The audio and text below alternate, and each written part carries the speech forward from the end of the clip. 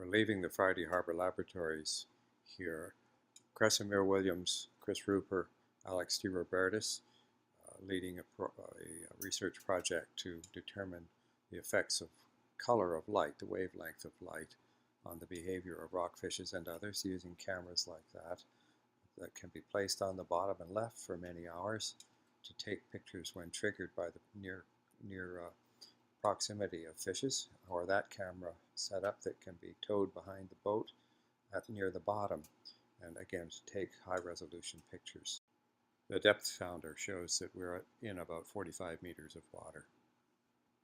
After we suspend the camera frame off the stern down to near the bottom, Chris will maneuver using the winch the camera frame up and down to avoid rocks and cliffs and other obstructions that might damage the system. And the skipper will attempt to keep the boat drifting upon a predetermined course that can be followed again and again with different lights, for instance. Well, Alex, what are you up to? Going to change lights? We're going to change the lights out. Okay, so one of the objectives of all this is to determine the influence of different light wavelengths on the fish behavior. And so we're going to take out or change some of these lights from the yellow or orange to something else. We have constant, we have a white strobe lights, and we have a constant white light, and then we have red light, which are supposed to be in the wavelengths that can't be seen by rockfish. Okay. Alex is still changing the lights. Here's another look at the winch cable run and the controls that Chris was maneuvering with. He was watching on the screen the presence of the cameras with respect to the bottom and the presence or absence of fishes, and then controlling the depth so that the camera device doesn't get smashed against boulders and sudden crevices and so on. Here you can see the lighting flashes that illuminate the videos Chris was watching earlier. Thanks to Kresimir Williams for the pictures of his fishes taken that day. And here's the view up in the pilot house while Alex is changing the lights on the camera device below.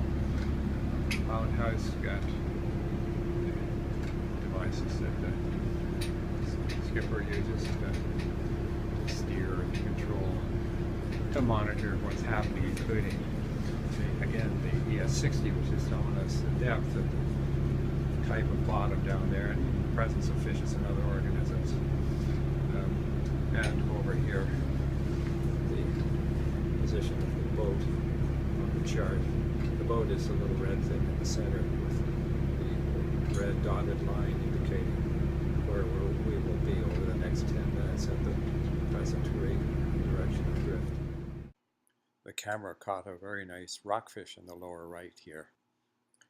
Chris and Alex and James Fallbush are all down there finishing up the light change to get ready for the next launch of the camera frame, which we'll try to record as well.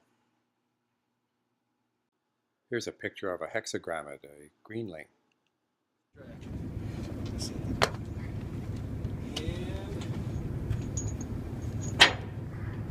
Coming up.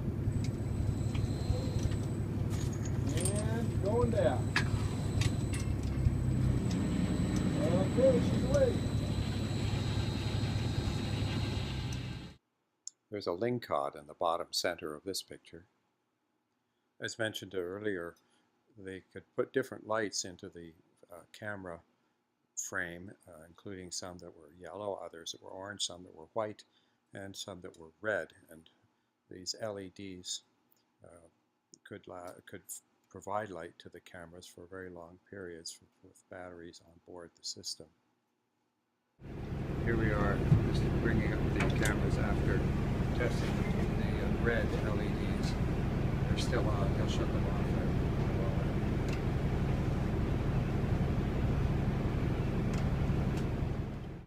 Upper left, there's an unusual crab, Lopholithodes manti. So just now we're calibrating this depth sounder, this biomass detector sounder, by setting down below a heavy lead ball, lead sphere. And that shows, it's showing up right here directly below the boat. And it's showing here on the time record. Lower right there is a lingcod.